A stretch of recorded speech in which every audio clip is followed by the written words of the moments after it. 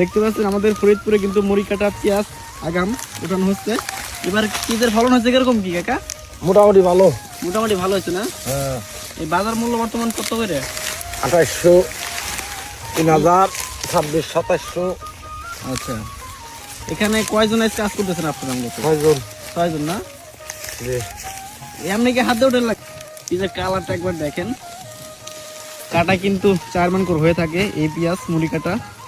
কৃষকের মুখে কিন্তু এই ফরিদপুরে এবার হাসি ফুটেছে। আপনারা কয় বিঘা চাষ করছেন এখানে মূলত? আমরা চাষ করছি হলো 28 বিঘা। 28 বিঘা? আপনাদের নিজেরই ক্ষেত না অন্য?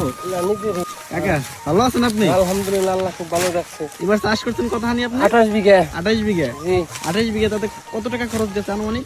28 বিঘা 14 লাখ গেছে। 14 লাখ গেছে। আর সাফল্য কত থাকতে পারে এবার সবকিছু এবার মিলে? আল্লাহ যদি দিয়ে ফেলে এই বাজার থাকে বা এই বাজার থাকে, তাহলে মোটামুটি আপনি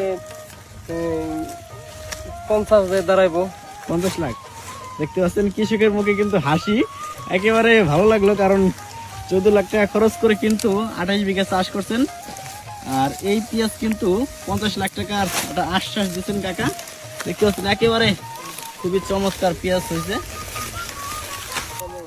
দেখতে পাচ্ছেন কাকি জায়গা কিন্তু ভরে ফেলছেন। কাকি কত করে কাটেন আপনি? 60 টাকা। 60 টাকা মন না? দেখতে পাচ্ছেন এখানেও কিন্তু এক কাকি কাটতেছেন।